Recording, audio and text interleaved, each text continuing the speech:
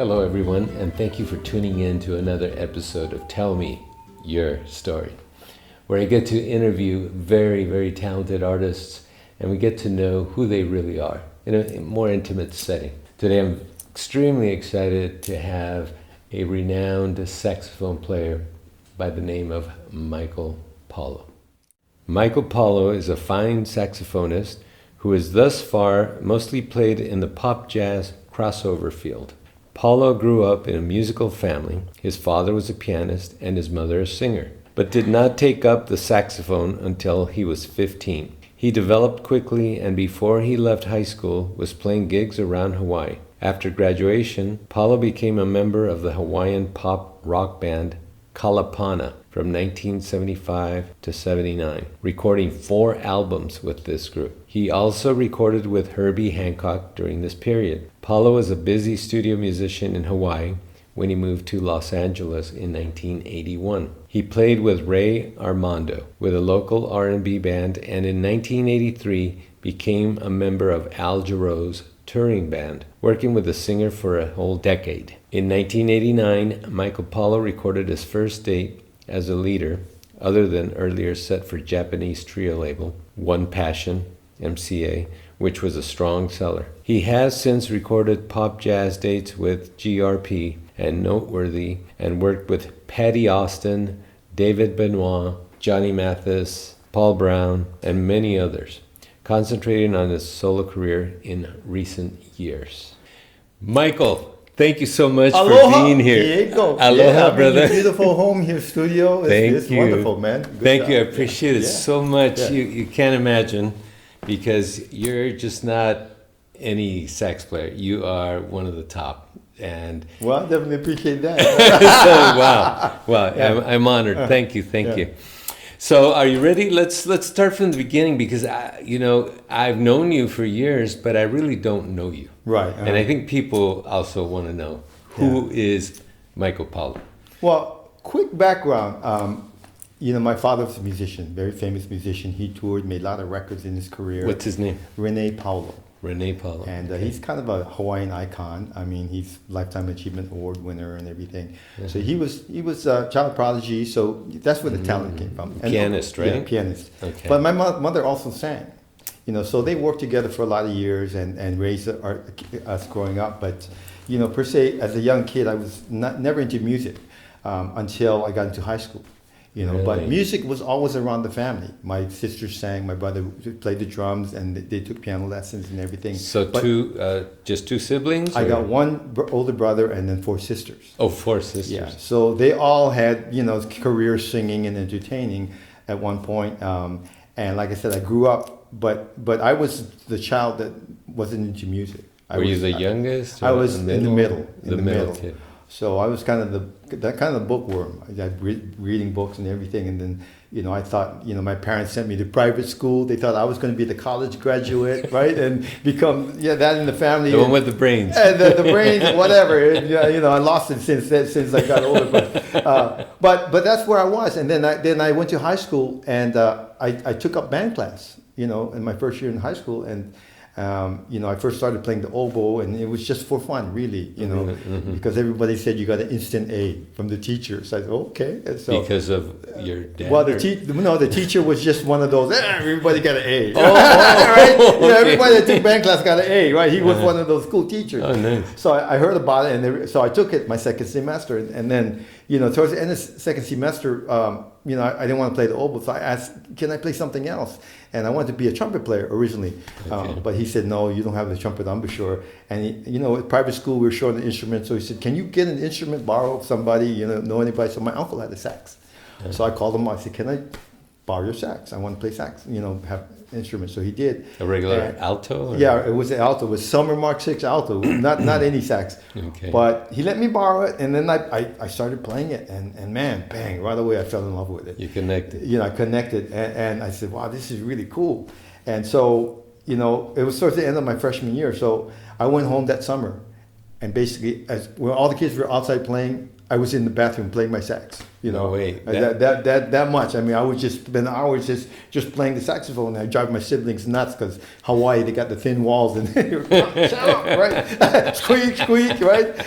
But it paid off because the second year I went back to school, my sophomore year, I auditioned. I got first chair in all the bands. You know, the woodwind ensemble, the jazz band, and everything. I got first chair, and so that was pretty quick. But let me ask you, that's not normal. I mean, for some young high school kid to really just involve themselves it's not, so but much. that's why my background, because it was in the genes. My dad, it was in there, but I just it never came out when I was a It's kid. like the when you learn a new language, there's a silent period. You know, there's no talking, but there's a lot of listening, a lot of absorption. Exactly. That probably happened to you, right? I was hanging out at my dad's gigs, his rehearsal with all his band, and they would rehearse at the house, and there was always music. So it was there, So when I did pick it up, it came naturally. Wow. So from there on, I went through all the bands. I played all the bands, and I made the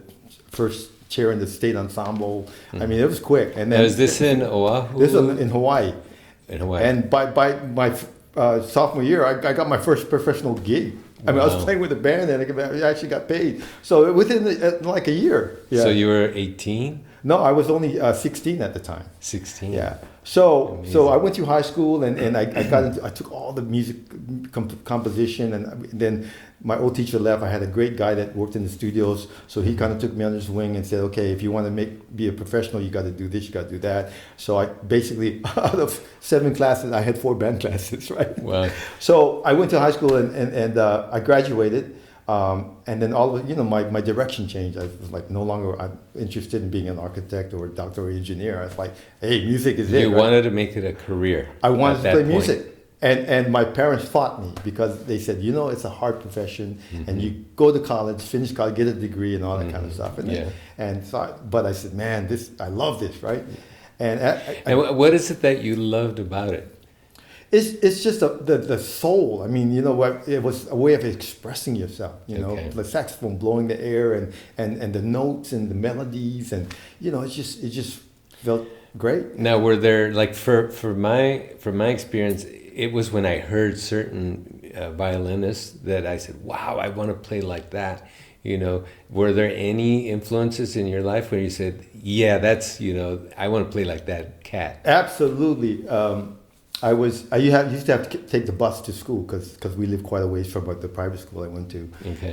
So I would catch the bus, and there was the main bus terminal. We had to transfer, right, to take another bus to get to school. Yeah. So I remember specifically on this afternoon, I walked in the bus station, and somebody put on the jukebox, right, the old jukebox, Take 5.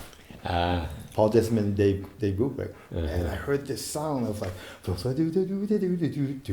the sweetness of his tone. And I was like, wow, what is that, right? And that got me excited. Okay. So I heard it, and then I went home, and my dad had the record in his closet. Really? I found the record. The LP. It's called Take 5, Time Out, Dave Brubeck, Paul Desmond, right? And I wore that record out, man. I was just trying to learn all the songs, Kathy Falls and Blue Ronda, all the Turk, all that stuff. And, so I actually sounded like Paul Desmond in my early years. And then I started playing with high school pop bands, and the sound didn't cut it, right? Because it was a very laid back, mellow sound, and you had to play, So I started gravitating more towards, Grover Washington and David Sanborn, Tom Scott, right? Okay. Early on, so I listened to a lot of those people, but I was still a jazz guy. Charlie Parker, John Coltrane, Miles Davis, So I listened to all those records developing. So I went through that high school, and then I got out, and as soon as I graduated, I was doing all the gigs in town. Everybody was hiring me, play this show, play that band and stuff. So I went through that, and I was going to University of Hawaii studying music. But the program was geared more for classical, right? Yeah, and education, like always. become a teacher. And I said, oh man, this is not cool. But hey, my parents wanted me to get a degree, so I went to college, and I was going to college. But I was gigging at night till like 4 a.m. at the club, right? Yeah. So I'd get home at 5. I missed my 8 o'clock music class. Anyway, it was awful. And so before you know it, I was like getting failing grades because I wouldn't go to class, and they would fail me, and so I decided I'm out of here, man. But what changed at that time, there was a big Hawaiian pop band, Kalapana, and they're probably one of the biggest in the history of Hawaii, right? The pop music group, and they had just got this big hit song, sold 60,000 records in Hawaii, which is unheard of. And so they were coming back to do their debut concert at the Waikiki Shell. And they had sold 11,000 tickets, a record for the venue, I think still to today. So it's amazing. They had a sax player, a studio guy, on their first record. So now they had to hire a sax player for their live concert, right? So hey, I get the call, right? Hey, you want to play with us for this concert? And I was like, wow, Kalapana, because I was even like, enamored with this big group, right? And stuff. And I used to see them in high school, and they were like the biggest band there, right? So I was like, wow, Kalapana. So I said yes, and I did the concert at the Waikiki Shell. First time in my life in front of 11,000 people on the big concert stage. Crazy. Right? I just been playing clubs. So let me get this straight. Okay, so you fall in love with the sax. You just involve yourself all the way. Yeah. You get first chair in all the orchestras or bands. Yeah. Then you start. You want to be a good son. Yeah. Go to college, and make your parents happy. Yeah. It's a good son. But it turns you off, because it's all geared towards classical training, being a teacher, and you're gigging 3-4 in the morning, and the word gets out. Hey guys, have you ever heard Paulo play the sax? Basically, that was it. That was the guy. By the time I was 19, I was, hey, this is the guy. Right? Yeah, because getting a call from one of the major bands, that is amazing, brother. Wow. So in essence, it was validation. But for the audience listening, I was still unsure because I knew that you had to really be good, to make it professionally, right? It's not of course. My parents told me, hey, it's a tough career. So, I still didn't feel validated, but I did that show in front of 11,000 people. And when I played a solo and everybody cheered and applauded, I was like, this is it. I can do this. Because you had plenty of training. I mean, playing gigs every weekend. Absolutely. So it wasn't like you were. No, I wasn't. Like I had a good teacher. Yeah. So I knew, writing, composing. I could read music. I could do everything musically, right? Yeah. But there was still. I knew that there was still something that you had to have to succeed in music. I mean, you can practice all day long. You can learn all the fundamentals and stuff. But sometimes people that do that, you can get very proficient on your instrument, but there's something missing to take it to the next level, right? And I knew that. So let's hold on to that thought. Yeah.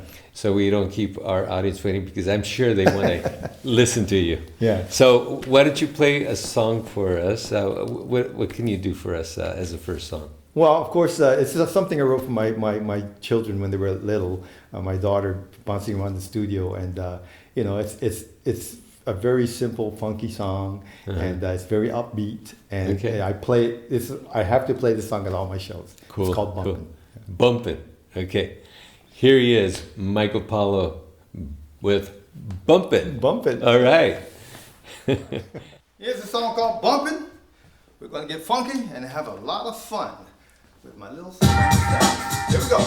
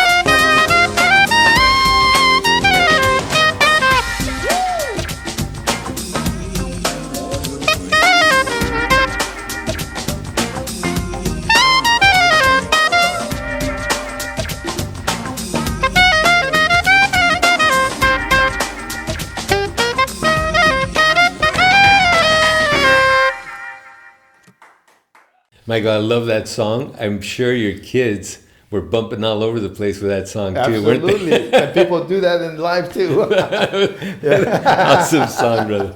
Yeah. Okay, so we left off with you were saying, what is it?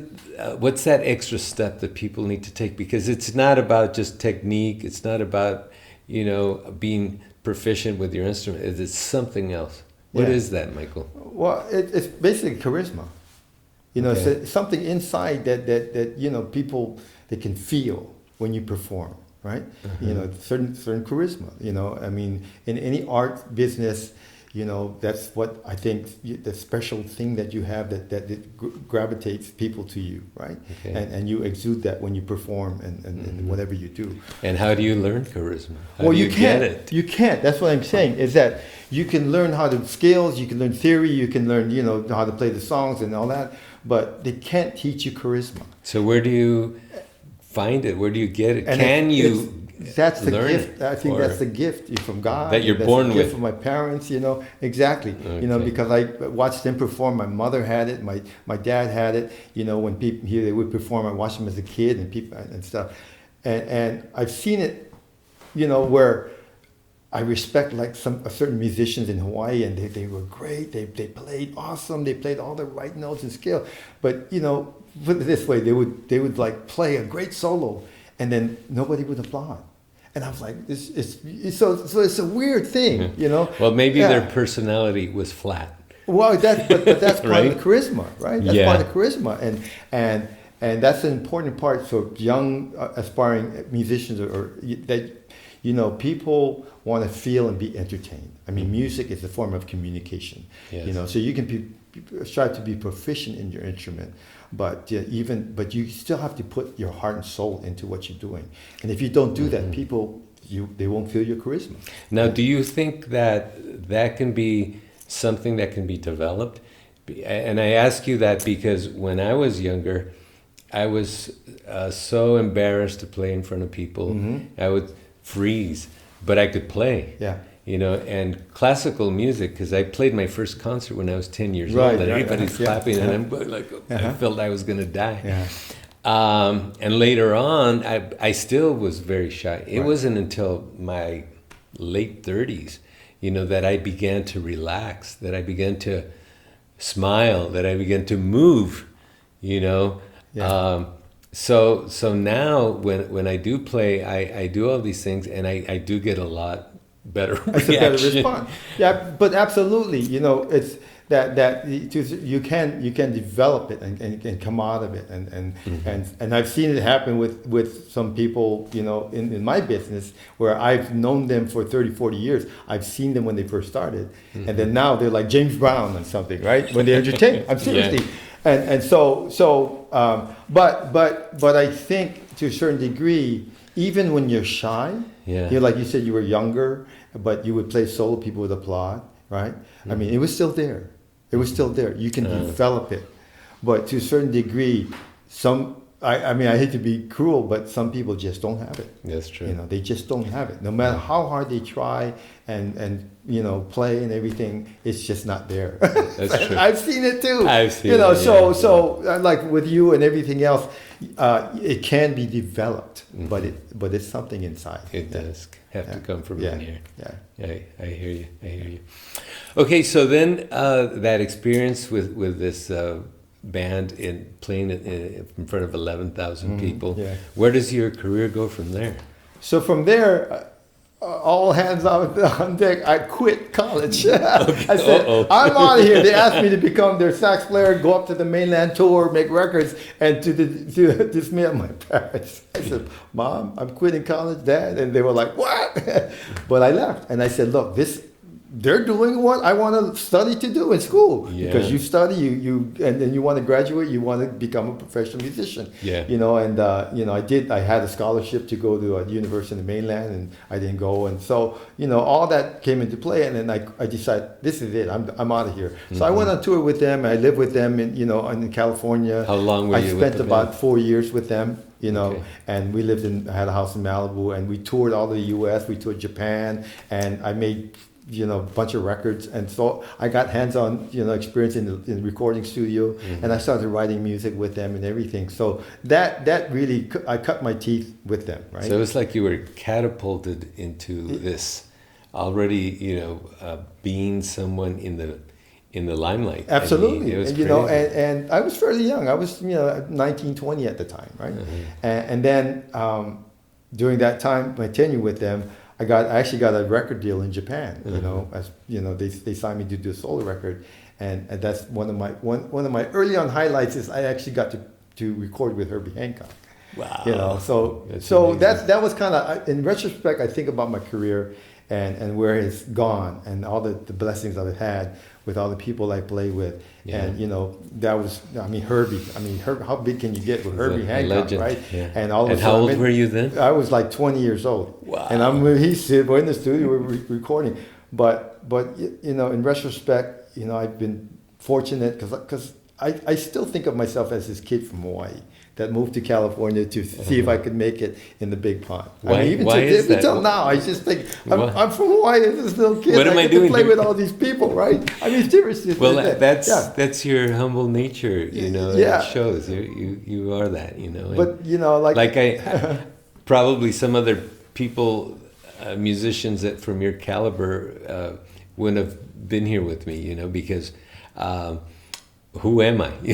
I'm like, but you... And I appreciate that so much, Michael. Yeah, but and also too, my thing is treat everybody with respect, and stuff, and you get busy, but everybody has voice and has a say so, and people did that for me when I was coming up, right? Yeah, so like I said, and throughout that, I look back and I played with Herbie, the greatest jazz singer, Al Jarreau. I recorded with Miles, and I played with the greats. You recorded with Miles Davis, yeah. No way. Yeah. Oh my God, so, that's history. During my tenure with Al Jarreau, he actually heard a tape of mine, and he called me and he said, "Hey man, I like your tape, and I want you to see if you want to come on tour with me." And I was already touring with Al Jarreau, getting ready to go out, and I said, "I can't do it, Miles. I'm already committed with Al." And he said, "Well, maybe we'll record sometime." And a year later, he called me, and they called me and record. I did some tracks with him, and it never got released. It was right during when they put Tutu out. So the record company, didn't like the direction of the record at the time, so they hired Marcus Miller and they put Tutu out. So that's in 1986. Okay. So about 2 or 3 years ago, the producers of the record called me and said, "Hey, Mike, we're going to put it out. We got a company. They want, because Miles passed away now, so they found the archives and stuff. So they put the record out, and it was like #1 for a lot of weeks, and I'm actually on the record with Miles Davis. So, that's like, wow, Yeah, jazz legend, right? Of course. Well, you're up there too. Yeah, I know.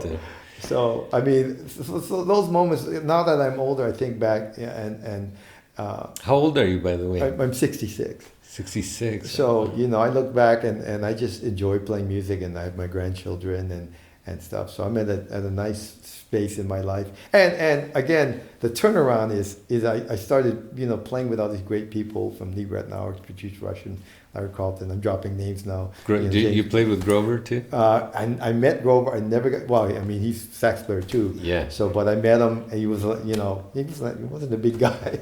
But unfortunately, he passed away young, 56, right? That's very young, yeah. But David Sanborn, Tom Scott, and what the other side of the story, since I have concerts and everything, I have a music production company, is I actually got to hire all these legends. You hired them. I hired them, right, to do a concert for me. And cool so that what's was the name of your Paulo Productions? Apollo Productions. Paulo Productions. APAULO. So, Apollo. Yeah. Okay. So again, that's a nice turnaround, and I still get to work with them. But it's funny that I could hire my idols, to play, perform and stuff. So. Yeah. Well, why don't we pause there and let's hear you once again, hear that beautiful sax that you play. Now, you brought a couple saxes. I think you brought an alto? Yeah, it's a Yannick Asawa custom saxophone. Okay. And Yannick Asawa curved soprano. Okay. I played that on Bumpin. Okay. But, what are you going to do for us next? Well, going back to your career, I mean, a lot of your successes are because of your friends. So I'm so blessed. I have so many great friends that have helped me in my life, and I actually wanted to dedicate that. A gentleman passed away a couple of years ago, and I had the dubious honor. He's Japanese, and I used to play every year for his birthday. I mean, he would fly me to his home and play in his Japan? living room and take me on his yacht and everything. And for years I would do that, and then special occasions. He was fairly wealthy and stuff, but he was a great guy. He's just good spirit, and he passed away unfortunately. And his son called me and said, "Mike, we're doing the memorial to my dad. There's a headstone that they dedicate, and stuff in the city in Kobe, and he select 12 people in his lifetime, to put on his memorial." Just 12 people. So I was one of them on there. So, I have my name's engraved in stone, and it's going to be for 200 years. Yeah. And I was totally blown away. I was like, wow! I mean, how did I make that, right?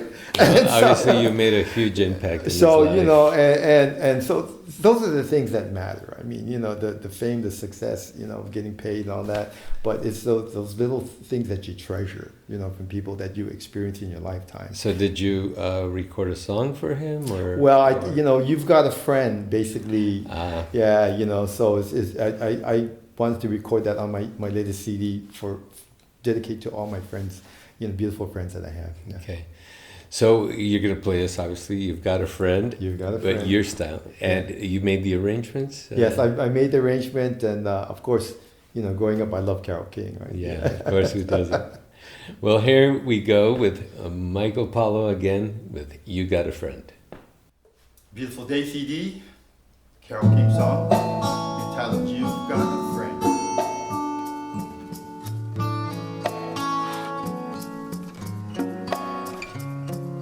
Mm-hmm.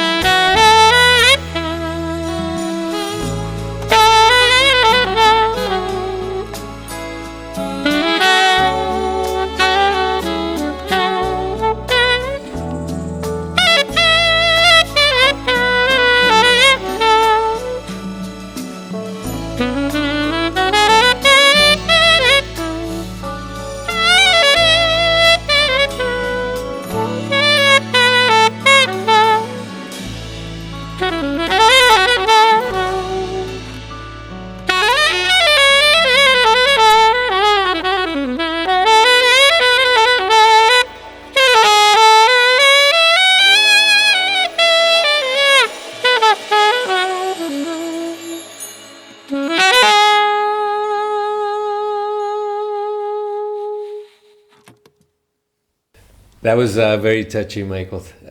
I'm sure that your friend, what was his name? Mr. Shimada. Mr. Shimada Yeah.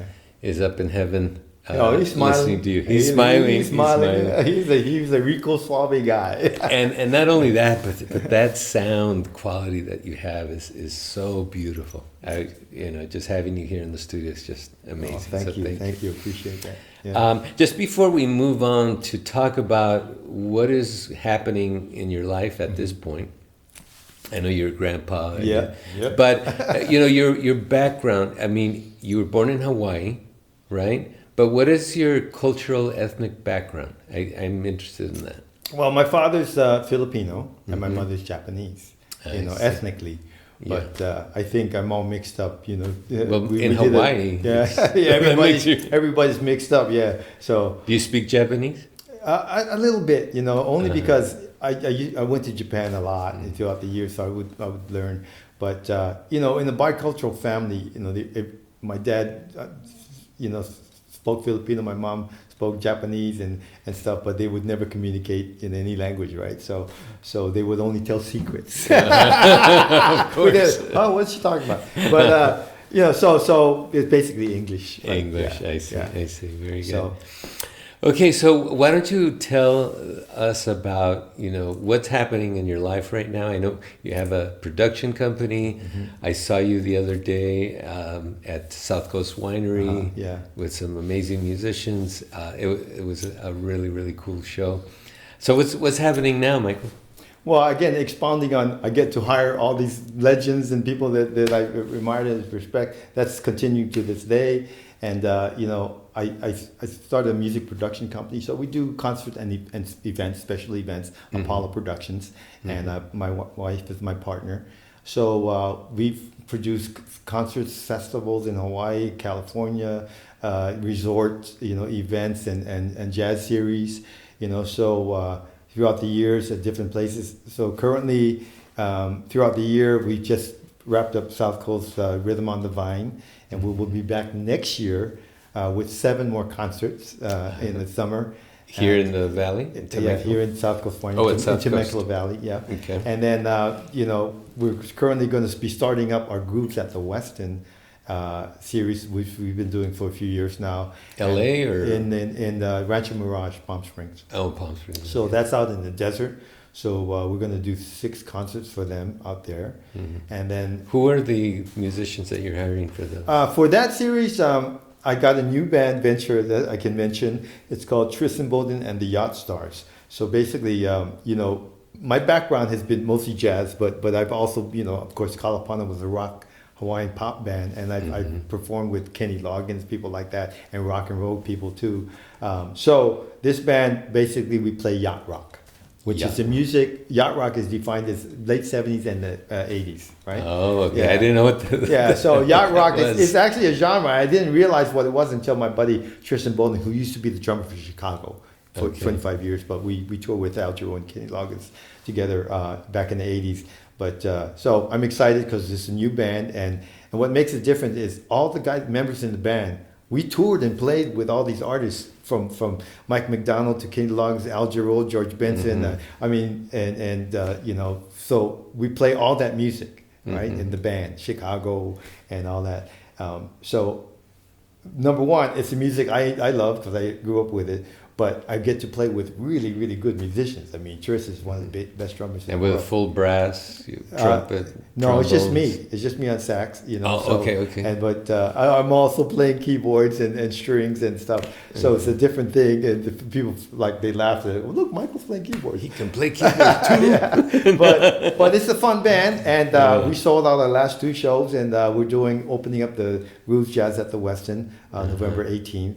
So and then so that's a great band, and I'm excited to be part of that. So we're opening that up, and then I have Saxophonist Huge Groove and myself doing a Christmas concert, and then a great young up and coming sax player, Eric Darius. He's like the young guy. I follow his career. He reminds me of me when I was younger. He jumps on stage, the energy and playing and stuff. So I got him with a great vocalist, Rebecca Jade, and she's really started to make some noise. Remember that name, Rebecca Jade. And then I got my friend Peter White coming in, and then Rick Braun, and then Brian Simpson, guitar Steve Oliver, Jakeem Joyner. So it's a nice lineup. And Sounds amazing. Yeah, Sounds and then amazing. from there we go to La Costa Resort in Carlsbad, starting May 3rd, going through August. So we're going to have 6 shows there, and you're busy I'm as working heck, on the aren't you? lineup now, and then in between then we have our Temecula Music Festival, which again I like to highlight that we always do a charitable event every year, and part of what we try to do is give back to the community. Right. So our festival does that, and we've been doing that for probably about 17 years now. Wow. And it's in Temecula, the Temecula Music Festival. That's amazing. Now, I am going back to Puerto Vallarta for about 5-6 months, Yeah. and they also have jazz events there. Would you be interested I'll in come maybe down. doing something? In fact, unfortunately, I was supposed to go, I think, play close by there, maybe a jazz festival, and I had conflicting dates. They moved the date, in November, and it was supposed to be the 5th of November, the weekend of the 5th, but they moved it to the following weekend, and I had already committed to play with the Honolulu Symphony with David Benoit in Hawaii. When is that? November 12th. Yeah. Tell us a little bit more about that. That sounds so interesting. With a full orchestra? With a full symphony orchestra. No way. So What a you know dream. that's another fun thing. I've rarely done it, but in 2008 I actually recorded a symphonic record, and David Benoit did all the arrangements. It's called Michael Paulo featuring the Magenta Orchestra, and it was recorded with a symphony from Indonesia. Because I've been doing the Java Jazz Festival, which is a huge international event for the last 16 years. So in 2008, the producer asked me if I could do an appearance with their orchestra, and so I did, and we made a record. So I haven't done too many symphony dates. Prior to that, I did a couple with the Honolulu Symphony in the 90s. Yeah. And so how it came about is I did a concert with a famous Filipino pop singer. I produced a show in Hawaii earlier this year, and the head of the symphony was there, and he heard me play, and he was like, "Wow, you should come play with the symphony." I said, "Yeah, I would love to." So so we're doing the concert November 12th, and David Benoit, since he did the arrangements and he will be conducting and playing some of his material, and I'm looking forward to that. I mean, it's you can't beat that, the whole orchestra, the sound, it's so that's feeling. November 12th. I'm doing that. Yeah, I see. Orchestra. Wow, what a career, what a musical career you have, and you're still involved in the middle of it. I mean, with all these wonderful musicians and venues. Well, like I say, musicians never retire. We just get old. But what a life! I mean, would I, dream of being in your shoes. Yeah. But I'm happy for you. That's awesome. You haven't done too bad. 30 years of labor. Labor, right? So Michael, why don't we end with another song? Mm-hmm. What are you going to play for us? Well, this is a song that I composed, and it's become, again, one of my signature songs. And, it's funny, when that happens, you're playing it for birthdays, funerals, weddings, right? Which is fine because, that's a validation that people love your song. Absolutely. But it was one of those melodies that just kept coming in my head. And I said, man, this is somebody's song. Like I said earlier. I started whistling. Yeah, and then, and I wrote it and I recorded it, and when it did well. I mean, this was back in your senior moment. Probably, when did I record? Well, when did you compose it? 1994. Oh, so it was a little while back. So and then it did well nationally for me. That record really. What's it called? I had launched I did a record. I had a record label too, and I. Foolish, but I learned the record business. But that was my launch on that label, and it did really well. Yeah, it's called My Heart and Soul. My Heart and Soul. Yeah, it must be very passionate, right? Well, that's what I was talking about my whole life. It's about what's in here, and you got to reach your audience, and So that song is very close to me. Okay, well let's listen to My Heart and Soul with Michael Paulo. So this song is a very special song that I wrote, becoming one of my signature songs, and hopefully you'll feel the passion behind it. It's called My Heart and Soul.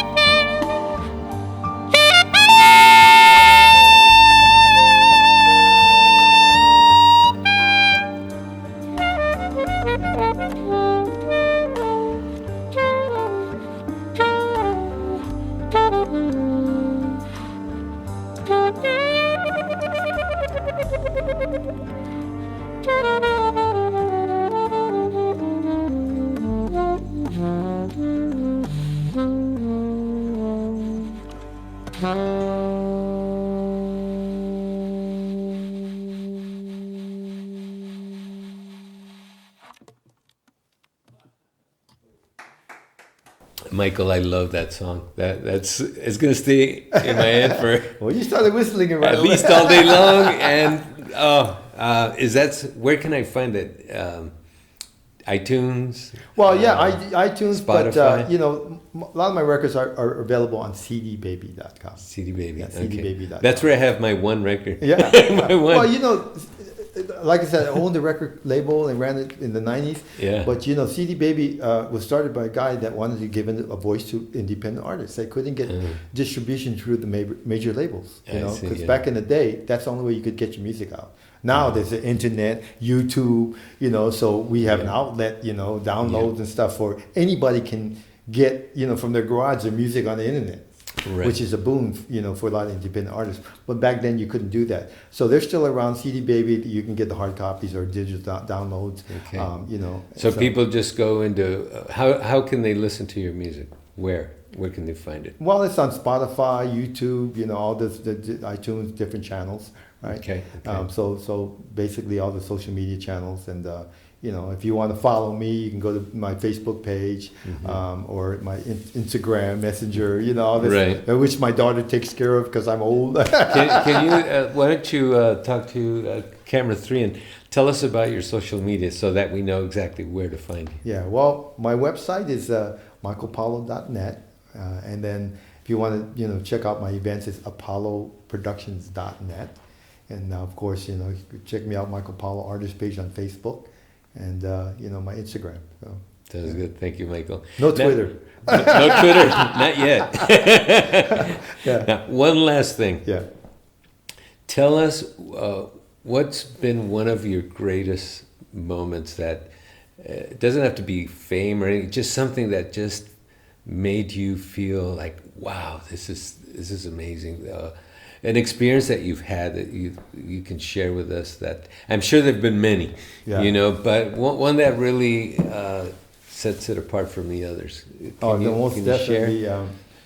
You know, like I said, coming from Hawaii, this young kid moving to the mainland, and you know, the first year I was here, I struggled. I mean, basically, I tried to play every gig I could get. I played in strip bars, Really? you know, and you know, like I said, with your peephole, you know, going to the jam sessions, the guy looking to the hole in the neighborhood. Right? So I did all that, you know, so it wasn't easy. But I finally got validated, and I got hired by Jarreau, you know, when I moved up to the mainland. And one of the greatest moments I remember is I had, you know, been playing with him, and we went to Europe. And first time I've been to Europe, and here I was with like a big star. He was playing these great arenas, you know, and stuff. And we were doing a concert, and there was one song called "Look to the Rainbow" that he sang, and he let me do a big sax solo on. And I never forget this. And so I'm playing my sax solo and stuff, and I get done, and he stopped the concert. He put his microphone down, and he walked over to me, right, on stage, and grabbed me and picked me up and hugged me. Wow. I mean, in the middle of the show, and he picked me up. He's a big guy, so he lifted me off my feet, and he was just hugging me after I did my solo. And I'm like, what's going on? What did I do? Right? And the audience like, what's going on? Yeah. And you know, in that moment, you know, I miss him a lot, and you know, it was just validation. Wow, that must have been amazing. I could do this. You know, that a man like him appreciate what I did. Yeah. So. I can see it. It hits you right there. Yes. What a beautiful moment. Thank you. Thank you so much for sharing that, Michael. Appreciate that. Thank you so much, brother. And with that very touchy moment that Michael shared with us, we end today's very special interview with Michael Paulo. I invite you to please support the channel, give it a thumbs up if you liked it, share, and comment. Thank you so much.